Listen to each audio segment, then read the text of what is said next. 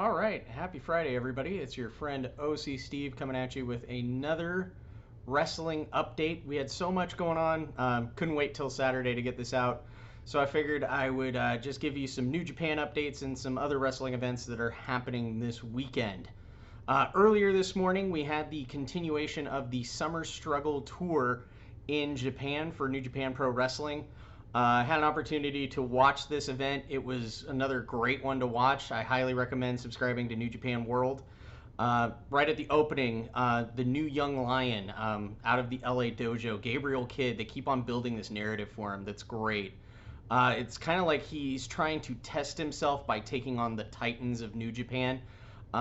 Just a couple days ago, he's been in a feud with the Unchained Gorilla Makabe, who is known as being a very fierce competitor in the ring, and now he's trying to pick a fight with the Stone Pitbull Tomohiro Ishii in a multi-man tag match, and he was just going out of his way to make sure that the Stone Pitbull was not ignoring him any way, shape, or form. He had some great physical strength and capability and endurance showed in that match.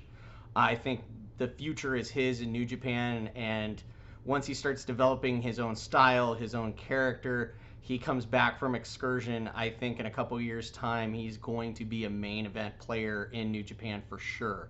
The new development of Shingo and Sonata as a tag team, sans Evil transitioning over and becoming the dual champion in Bullet Club, is kind of neat. I think they click very well. I think Sonata's one of those guys that can literally wrestle with anybody. But I think that, with Shingo and Sonata, they definitely complement each other, and they'll be a great tag team for LIJ moving forward. Another opportunity that we saw earlier this morning was Okada and Sho teaming up together. It's just getting harder and harder to justify why Sho is in the junior division. He really needs to transition over to the heavyweight division once we start reopening after all this pandemic nonsense finally comes to a conclusion. He's a very bright star and future in New Japan. Definitely some highlight matches. He's just going to be hard to miss moving in the future. Another highlight of the night, I would say, the main event, funny enough, was the most interesting match for me. It was between Nagata, aka Blue Justice, versus the king of Suzuki-gun himself, Murder Grandpa Minoru Suzuki. These two guys put on a 20-minute match that just was nonstop from the word go, between the exchanges of blows, headbutts, chops, hits, strikes. This was a very traditional, strong-style New Japan match. Ultimately, Minoru Suzuki got the win with the Gotch-style pile driver, and then in very typical New Japan fashion, at the end, the king addressed his audience and declared that he knew he had an idea of what he was going to do next, but he wasn't going to reveal what it was at this point in time. And I think definitely Minoru Suzuki is going to be a part of that King of Pro Wrestling tournament that I mentioned in the last video. Kind of makes perfect sense. You have a guy who is a self-proclaimed king like Minoru Suzuki. You have Okada, who is rightfully in that contention too. So that's at least 2 out of the potential 8 wrestlers that could be involved with that. I wouldn't be surprised if Kota Ibushi or even potentially the ace of New Japan himself is involved in that event too, just depending on how the chips fall and where they decide if they want to continue that feud with Zack Sabre Jr. With Taichi. Still, sorry, he gives me a laugh every time when I see those breakaway pants for the IWGP heavyweight tag belts. And then let's fast forward a few hours today to this evening, where New Japan just released a video discussing, it wasn't really a press conference because it wasn't really live, so it was kind of pre-recorded, about the new event that is going to be taking the place of Lions Break Collision. Next Friday night it's going to be starting, and that is New Japan Strong.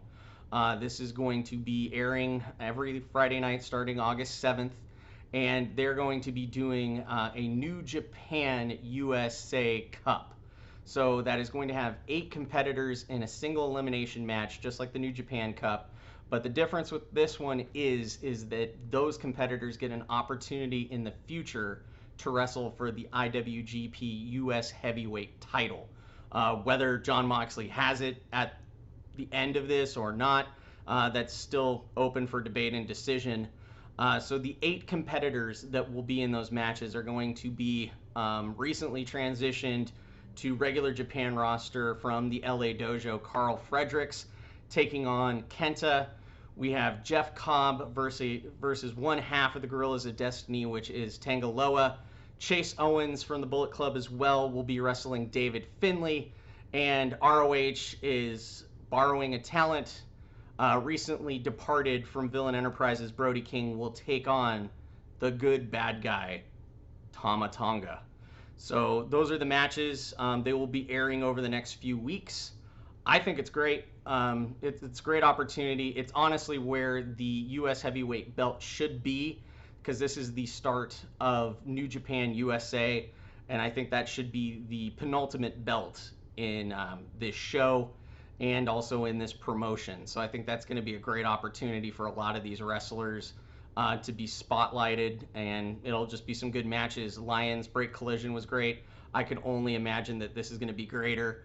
It's kind of funny because there was an interview back in February that Minoru Suzuki had where he kind of explained how to clear the clutter of all of the belts in New Japan, and he really was hitting home that the U.S. heavyweight belt should be on U.S. soil and contested on U.S. soil. That's kind of how he felt like for that, and he mentioned that the main belt should always be the IWGP heavyweight belt. The Intercontinental belt, in his mind, should be competed with different competitors from other continents, so like your Will Ospreay from Europe versus your ELP from North America.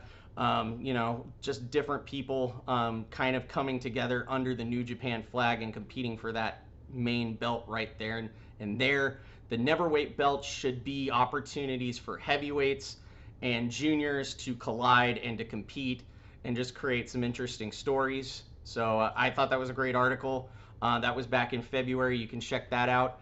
Another couple other events that are happening tomorrow night. The Good Brothers are putting on Talking Shop-A-Mania. That is going to be their event that they pre-recorded with a bunch of their friends that were also let go post-WrestleMania from the WWE or are currently on the Impact roster, which they recently joined. The big announcement is they were able to do it. They were able to find the money, the way, the opportunity somehow to get Chico El Luchador to be at Talking Shop-A-Mania. So that is a must-see if you're a Chico fan. Check that out.